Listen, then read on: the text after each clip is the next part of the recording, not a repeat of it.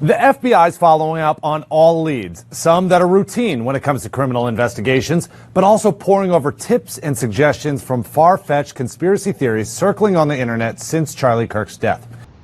My name is Lance Twitch. I am playing country concerto for young pianists, and I like piano because it gives me something other than playing video games to do with my fingers.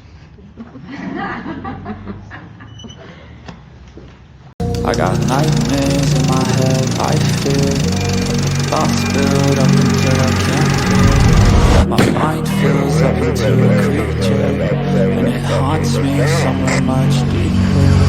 I got nightmares in my head, I fear. Hello and welcome to True Crime Rocket Science. We are meticulously investigating theories and questions, including the location from where the shot was taken. That's number one. Number two, the possibility of accomplices. Number three, the text message confession and related conversations. Number four, Discord chats. Number five, the angle of the shot. Number six, and bullet impact. Number seven, how the weapon was transported.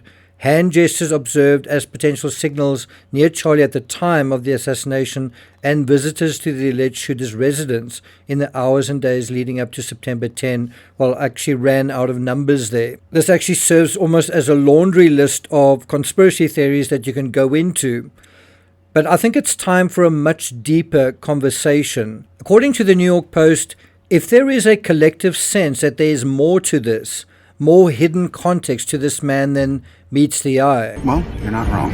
Have a look at this comment from Mopman. He said a new head of the FBI in Utah was in place just days before in Salt Lake City. Timing just seems very odd and suspicious.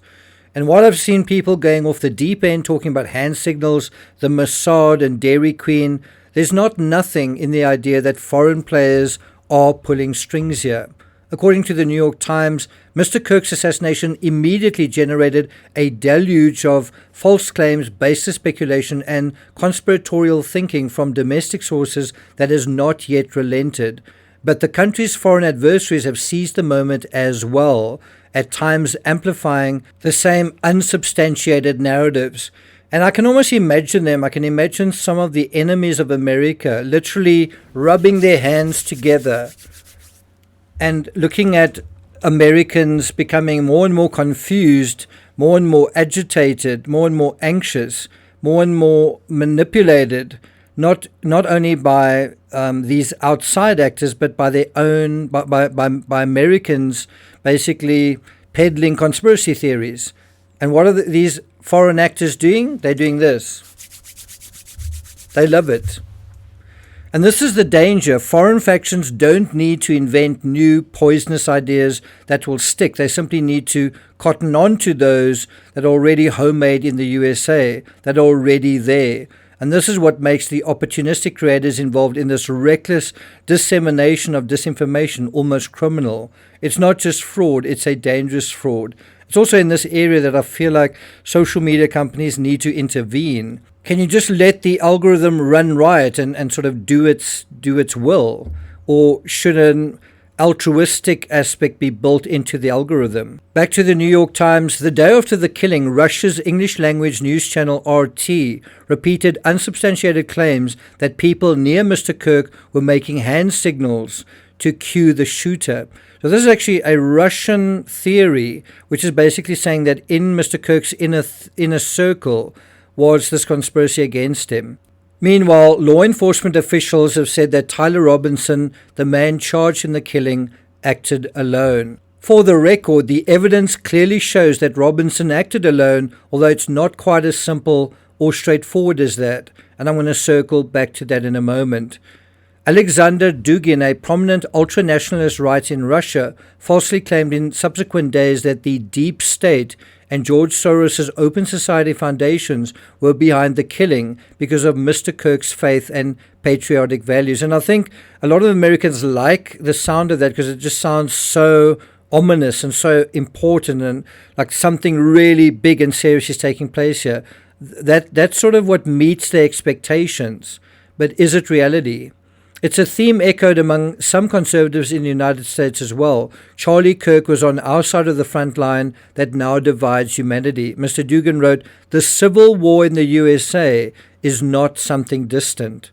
Well, let's hope it is. And I have to say, Kirk's wife's message of forgiveness at his memorial service went a long way, I feel, to heal and temper that hatred that's flared up in the aftermath, because hate, if you're not careful, kind of leads to hate, and more hate leads to suffering.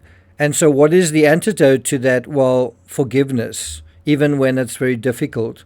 Now beware of those who seem to try to inflame it, which they do by inflation, exaggeration, and manipulation.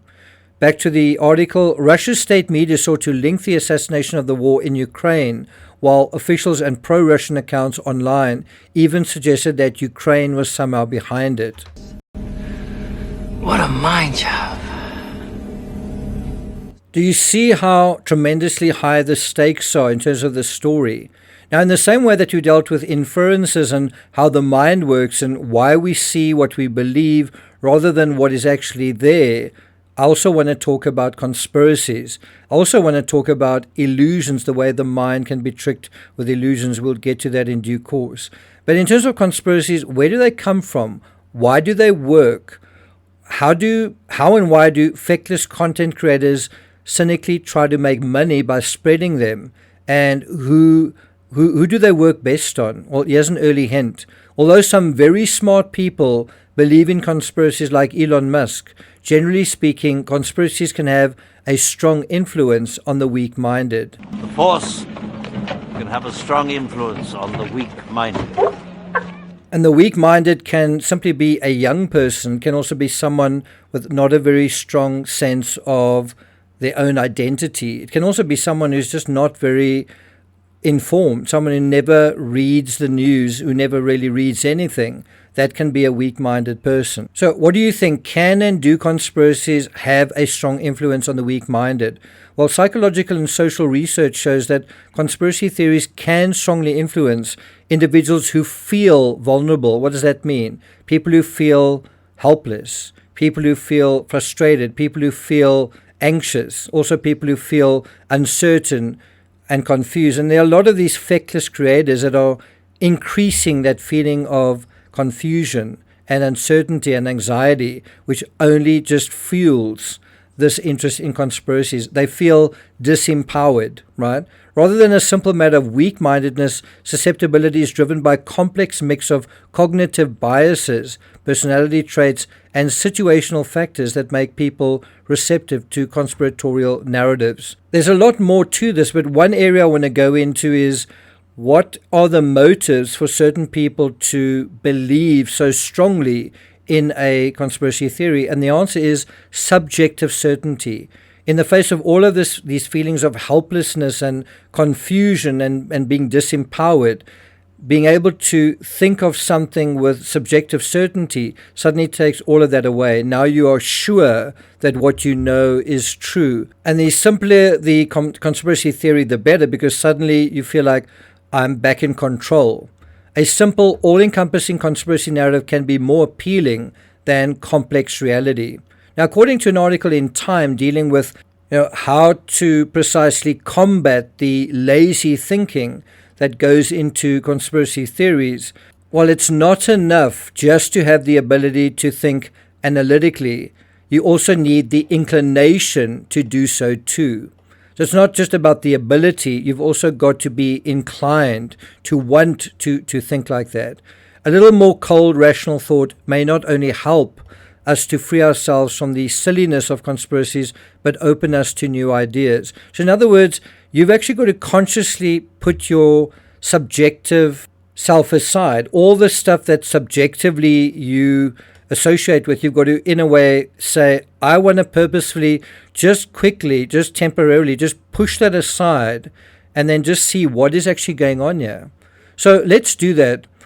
Only if we open our minds in the midst of our analysis can we see what is going on. So let's try, just for a moment. So in terms of this idea of a foreign faction, a foreign entity, some unknown out there pulling the strings of this case, is there merit to this idea? Well, isn't there? So it was very touching in a way that I think many of us didn't expect. And the answer is yes, there is some kind of foreign entity. There is some strange unknown out there. And I played a clip of that unknown right at the beginning. Do you know what I'm referring to? There is someone pulling the strings of this case. They met someone they did not expect. I think it was a surprise to everyone, left, right, and in between, and me included, when the roommate emerged as an unexpected influence on the shooter. I mean, there was nothing close to that in the Brian Koberger case, unless you say that he liked someone who didn't like him back and that influenced him. But Robinson's roommate was in many ways very different to Robinson.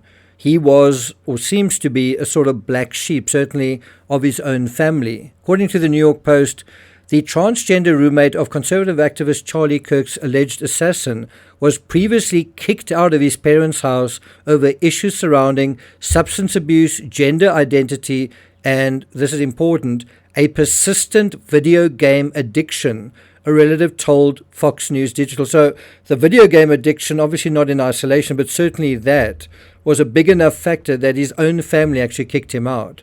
It's also important to differentiate between contextual involvement here, which is very much the case, and a criminal accessory, which is very much not the case.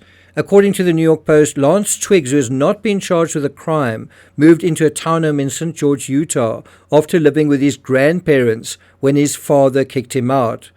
The 22-year-old, also in the process of transitioning from male to female, was kicked out of his parents' home at the age of 18. That's just really 4 years ago.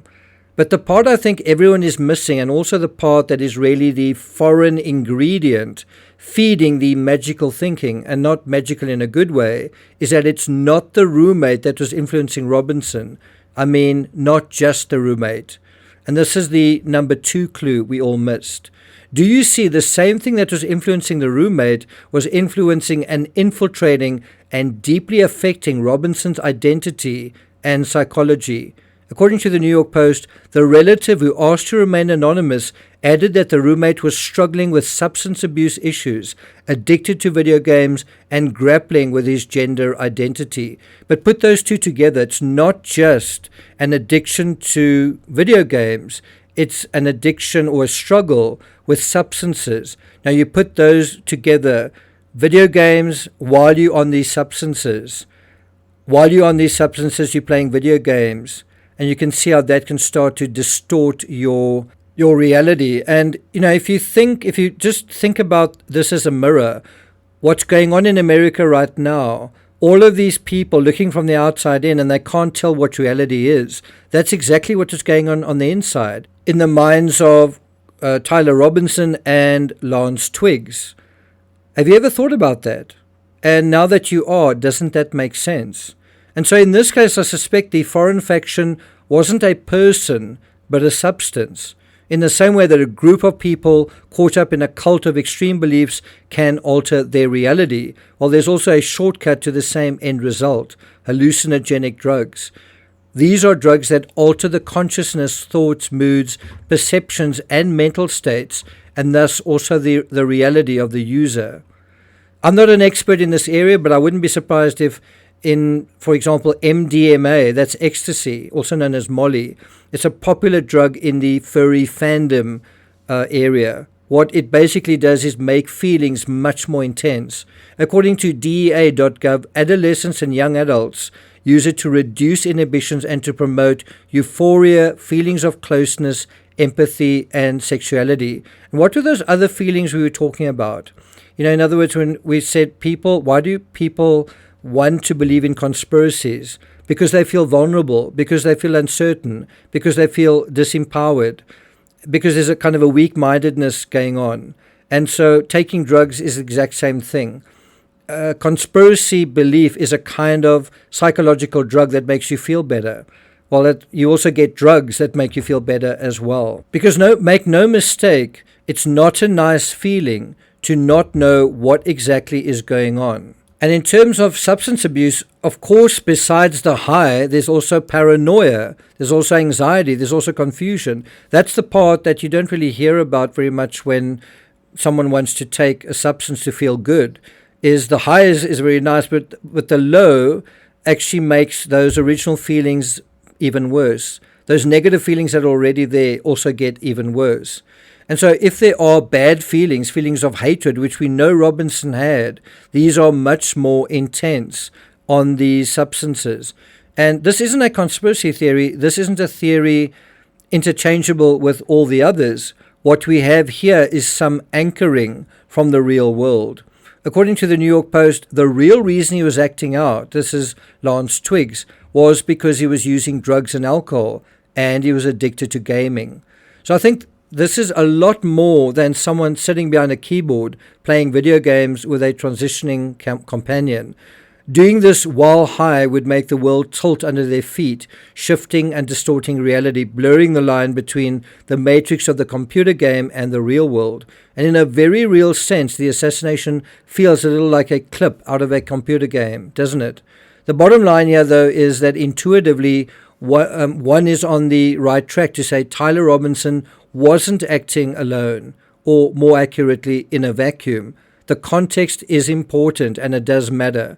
But the foreign agent that appears to have been underestimated by everyone isn't a person, it's a chemical.